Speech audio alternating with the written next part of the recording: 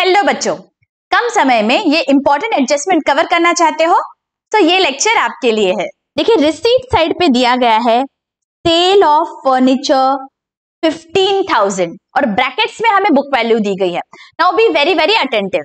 हमने कुछ हिस्सा बेचा है फर्नीचर का, तो यहाँ पे जो ये 20,000 है ये हमारी बुक वैल्यू है। मतलब हमारे बैलेंस शीट में 20,000 का जो फर्नीचर था वो हमने 15 पे बेचा।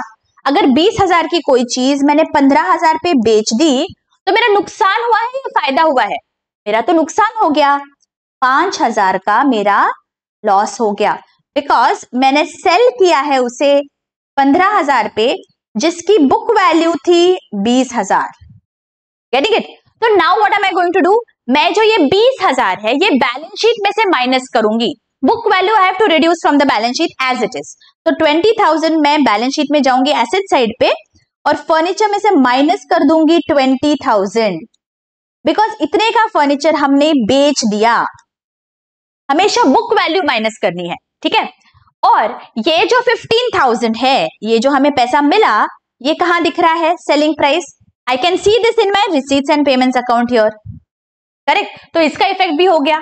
और ये जो 5,000 है, ये जो मेरा लॉस है ऑन सेल ऑफ फर्नीचर, ये कहां दिखेगा? ये मेरे इनकम एक्सपेंडिचर में डेबिट में दिखेगा। तो यहां पे हमें लिखना है to loss on sale of furniture.